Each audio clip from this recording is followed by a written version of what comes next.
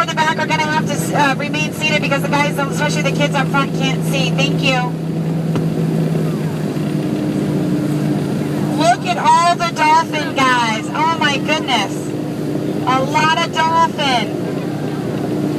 Now just to give you, tell you a little bit about their anatomy, the largest fin found at the very back side of the dolphin is called a fluke.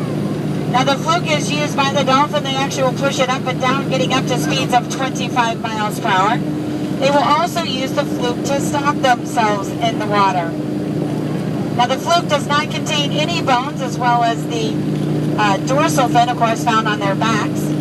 The dorsal fin is used by the dolphins to provide stability for them as they swim through the water. The last set of fins you'll see as they come up and out of the water are called pectoral fins. The pectoral fins are actually used by the dolphin to steer themselves. Now when the pectoral fins would be x-rayed, they actually look much like an x-ray of our hand, having 5 different indexes in each of those fins. Now they actually are on both sides of the boat here. We've got a couple different pods. Now the other 2 pods, if it's not a nursery pod, would be a nursery pod, or a bachelor pod, consisting of single young and adult males, and then lastly a nuclear group, which consists of single females with single males. Now the dolphins, of course, are mammals, and so being mammals, they do require fresh air. You'll see them getting that fresh air as they come up and out of the water. You'll see that blowhole be completely open as they get that breath of air, and then they'll shut it off very tightly as they enter back into the water.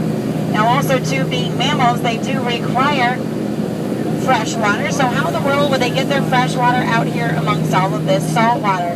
It's actually through a very simple process. It is when they eat. In our area, they like to eat mackerel and squid, which contain about 80% moisture. And so when they feed on those fish, they then get the fresh water they need in order to survive.